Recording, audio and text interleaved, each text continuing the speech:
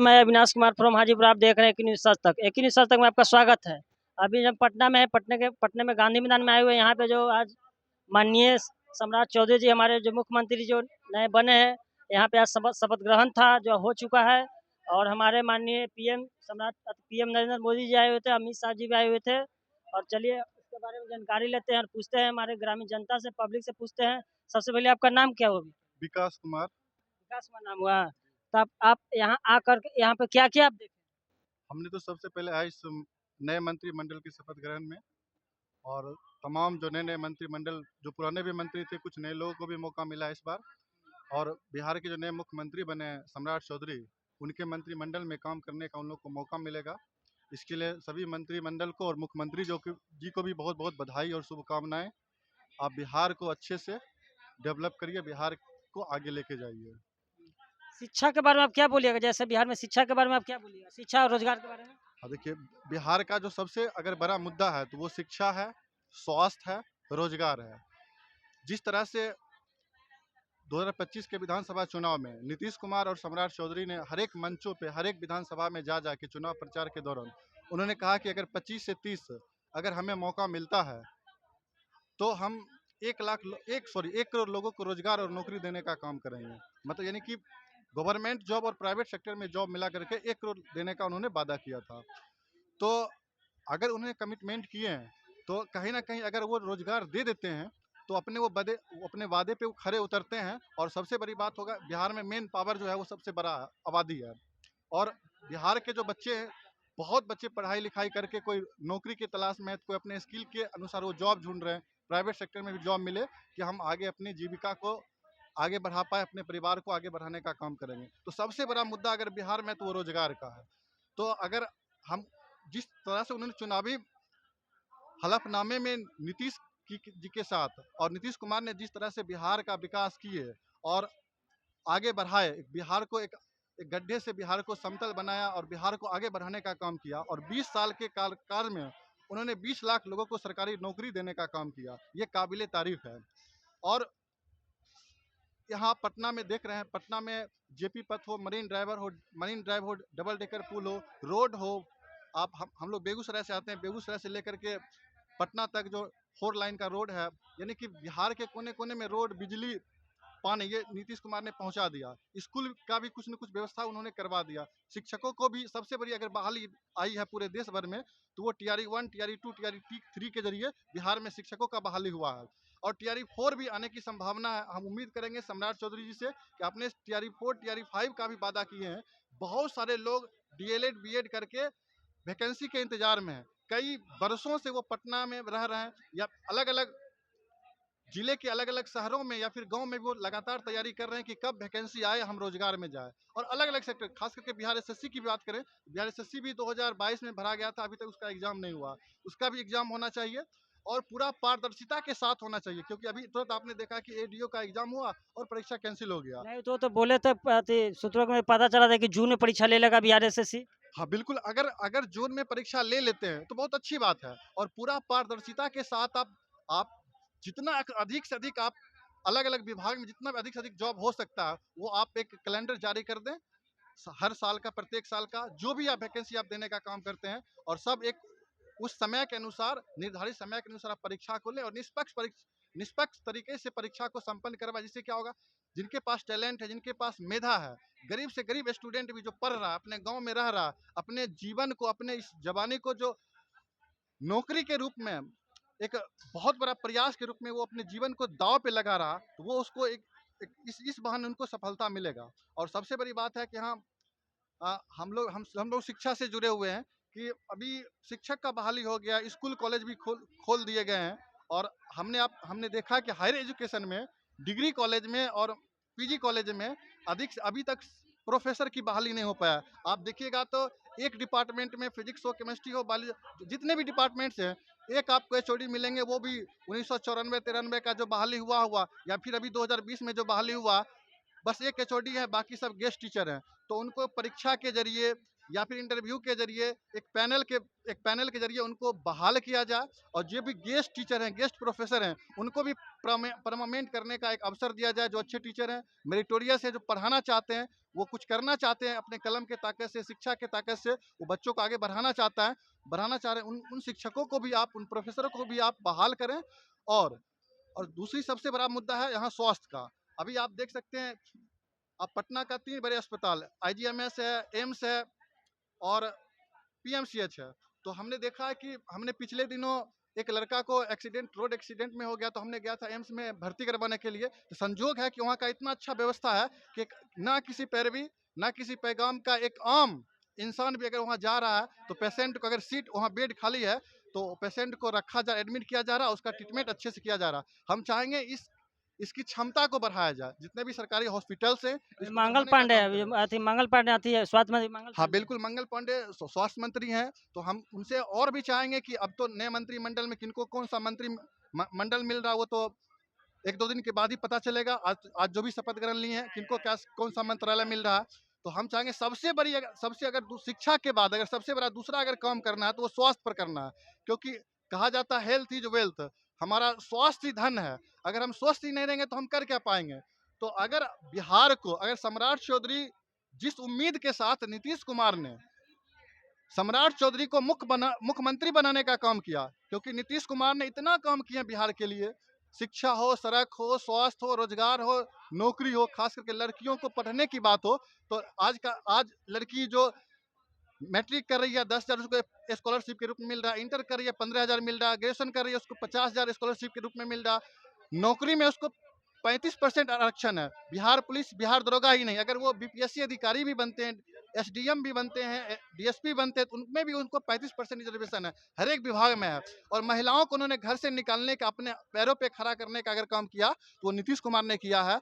तो नीतीश कुमार सभी समाज को सामाजिक न्याय के साथ सामाजिक विकास करने का काम किया, सभी समाज को एक साथ, चाहे कोई भी धर्म हो, कोई भी समाज हो, सबको एक साथ उन्होंने आगे बढ़ाने का काम किया, एक समरसता समाज, एक समतामूलक समाज बनाने का काम किया है। तो सम्राट चौधरी के लिए एक बहुत बड़ा चैलेंज है। नीतीश कुमार ने उनको मुख्यमंत्री बनाया है, और हम उनसे उम्मीद भी करेंगे कि जिस तरह से सम्राट चौधरी पिछले 2 वर्षों से, जब उनको डिप्टी सीएम बनाया गया नीतीश कुमार के कैबिनेट में, वो पहले वित्त मंत्री बने, तो जिस जोश और जुनून के साथ नीतीश कुमार के साथ कदम से कदम मिलाकर बिहार में वो काम कर रहे थे, फिर उनको 2025 में जब चुनाव जीते, तो उनको गृह मंत्रालय मिला गया, तो गृह मंत्रालय मिला गया, यानी पुलिस प्रशासन है। तो हम चाहेंगे, लॉ एंड ऑर्डर सबसे बड़ा मुद्दा है बिहार के लिए, क्योंकि आए दिन बहुत सारी घटनाएं हो रही है। तो हम कहेंगे जितने भी घटनाएं हो रही है, उसमें पक्षपात ना हो, उसमें अगर कोई बड़े घर का है या फिर बड़े कोई दल का है, तो उसके साथ अलग न्याय, और कोई एक आम आदमी है तो उसके साथ एक अलग न्याय, वैसा नहीं होना चाहिए। जिस तरह से नीतीश कुमार ने सामाजिक न्याय के साथ सामाजिक विकास किया, बिना भेदभाव का, सम्राट चौधरी के लिए चैलेंजिंग बात है। हम ये हम उनको कह रहे हैं, ये कोई आम बात नहीं है। जिस तरह से नीतीश कुमार ने बिहार को सजाया है, संवारा है, उस तरह से अगर सम्राट चौधरी एज ए मुख्यमंत्री के तौर पे आप काम करते हैं, तो फिर आपका भी नाम वो सम्राट के रूप में होगा जो महान सम्राट अशोक हुआ करते थे, यही पटना पाटलिपुत्र के धरती पर। उसी नाम से आपको जाना जाएगा। आपके लिए चैलेंजिंग बात है। नीतीश कुमार ने जिस उम्मीद के साथ आपको मुख्यमंत्री बनाया कि बिहार को विकास करिए, और रह गई बात, आपका केंद्र में भी सरकार है और बिहार में भी सरकार है। मोदी जी कहते थे भी कि आप भर भर के वोट दीजिए, एनडीए को जिताइए, बिहार में विकास होगा। हाँ, ये बात है। स्पेशल पैकेज के जरिए बिहार का जो बजट है उससे तो हो नहीं पाएगा, लेकिन स्पेशल पैकेज के जरिए केंद्र सरकार बिहार को अगर आगे बढ़ाना चाहते हैं, बिहार से उनके लगाव है, बिहार से उनको प्रेम है। यहाँ यही नहीं कि लिट्टी चोखा तक की बात नहीं, वाकई में हमारे देश के प्रधानमंत्री मोदी जी को बिहार से ज्यादा प्रेम है। तो बिहार को एक स्पेशल पैकेज के साथ, स्पेशल बजट के साथ बिहार को दिया जाए। और क्योंकि पहली बार 1947 के बाद पहली बार भाजपा का कोई मुख्यमंत्री बना है, वो सम्राट चौधरी के रूप में, तो आपके लिए नहले पे दहला है। और आप ऐसा काम करके जाइए, आप इतने अच्छे से काम करके जाइए कि अगले चुनाव में जब आप जाइएगा, 2030 के चुनाव में जाइएगा, सम्राट चौधरी जब वोट मांगने जाएंगे, या बीजेपी या एनडीए गठबंधन या मोदी जी जब वोट मांगने जाएंगे 29 के चुनाव में, 30 के चुनाव में, तो उनको ये नहीं कहना पड़ेगा कि हम फिर वादे करते हैं। आप अपने काम को गिनवाइएगा, जो अपने 5 साल आपने काम किया, इसलिए आपको मौका मिला है। आप अच्छे से काम करिए, बिहार को ज्यादा से ज्यादा मात्रा में रोजगार दीजिए। और आपने कहा है कि हमने फैक्ट्री लाएंगे, हम इंडस्ट्री लाएंगे अपने भागलपुर में, अपने मुंगेर में, पटना में, हम तो बेगूसराय जिले से आते हैं। बेगूसराय जिला औद्योगिक नगरी है, इंडस्ट्रियल एरिया है। अपने बेगूसराय को भी डेवलप किया और हम उम्मीद भी करते हैं बिहार के लोकप्रिय मुख्यमंत्री सम्राट चौधरी जी से, आप हर क्षेत्र में विकास करिए, बिना किसी भेदभाव से। आप एक जो आप संविधान है, जो एक स्ट्रेटजी के साथ, एक नियम के साथ आप सबको साथ लेके चलिए और बिहार के हर क्षेत्र में विकास करने का काम करिए और स्कूल व्यवस्था को भी आप सुधारने का काम अच्छा, करिए। मिडिल स्कूल में, जैसे मिडिल स्कूल में पूरा व्यवस्था सही नहीं रहता है, जैसे बिल्कुल, मतलब बिल्कुल। कि लैट्रिन नहीं रहता है, शौचालय नहीं रहता है, नल जल नहीं रहता है, और मतलब कि पूरा छत वत खराब रहता है। इसके बारे में आप क्या कहना बिल्कुल, चाहेंगे? देखिए ये हमारे गाँव का भी मुद्दा है। मैं बता देता हूँ, मैं बेगूसराय विधानसभा से बीरपुर प्रखंड के मखबा गांव का हूं। मैं मखबा गांव का एक विद्यालय है, मखबा उच्च विद्यालय, वहां पे देखिए 600 स्टूडेंट है और 600 स्टूडेंट है, मात्र 2 रूम में कमरे चल रहा था। ऐसा बहुत सारे गांव हैं जिनमें बच्चे तो ज्यादा हैं, कहीं बच्चे के बैठने के लिए जगह नहीं है। अगर जगह है तो बहुत टीचर वहाँ पे सब सब्जेक्ट के टीचर भी नहीं है। अगर टीचर हैं तो पूरा विधि व्यवस्था नहीं है पठन पाठन का।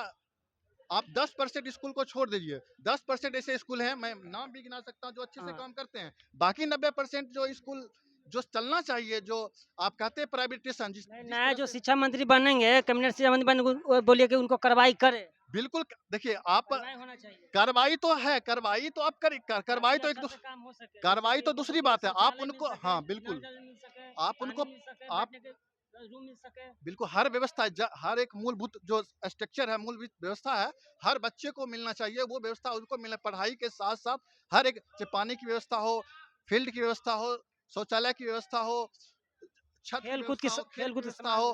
खेल, क्योंकि अभी आपने देखा पिछले वर्ष बिहार में इंडिया यूथ गेम हुआ था।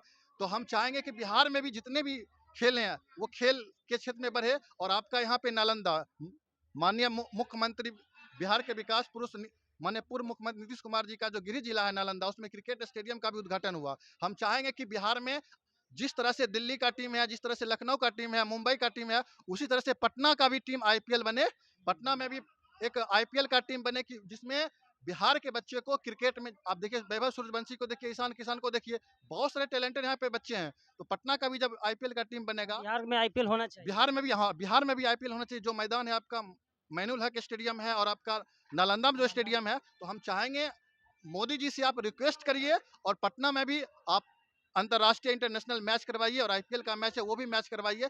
क्योंकि आजकल खेल के बिना भी बहुत कुछ संभव नहीं है। क्योंकि खेल में भी आप आईपीएल में देखिएगा तो बहुत बड़ा बजट है खेल का, और खेल से भी बहुत बच्चे जुड़े हुए रहते हैं और खेल से भी बहुत बच्चों को रोजगार भी मिलता है, बहुत अवसर भी प्रदान होता है। खिलाड़ी को तो मिलता ही है, साथ साथ बहुत सारे सेक्टर हैं, टेक्निकल नॉन टेक्निकल, उसमें भी मिलता है। इस क्षेत्र में भी आप बिहार को आगे बढ़ाइए। और यही मैदान है, हमें याद है कि जिस समय मोदी जी 2023 में हुंकार रैली 27 अक्टूबर 2013 को आए थे, हम भी इसी मैदान में थे। हमारे माननीय विधायक सुरेंद्र मेहता बेगूसराय सदर से हुआ करते थे, हम लोग उनके साथ आए थे इसी गांधी मैदान में।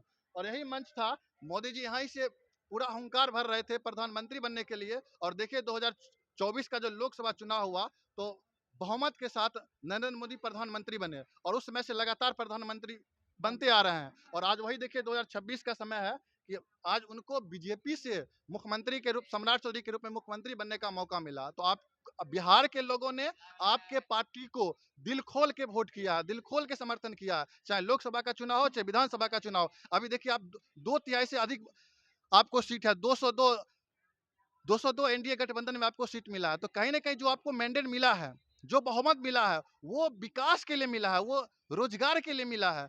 आपने वादा किया था महिलाओं को 10-10 हजार आपने देंगे विकास के लिए, विकास के रोजगार के लिए, तो उनको आप 2 लाख देने का भी काम करिए कि जो महिलाएं हैं, जो कुछ करना चाह रहे हैं, आगे बढ़ना चाह रहे हैं, अपने परिवार को बढ़ाना चाह रहे हैं, अपने रोजगार को बढ़ाना चाह रहे हैं, अपने उद्यमी को बढ़ाना चाह रहे हैं, वो उस चीज को आगे बढ़ाने का काम करे। तब हमारा बिहार जो है, बिहार का गौरवशाली इतिहास है, वो आगे बढ़ेगा और आपका भी नाम होगा। ठीक है, जय हिंद, जय भारत। ठीक है, जय हिंद, जय भारत। ठीक है, कटिए।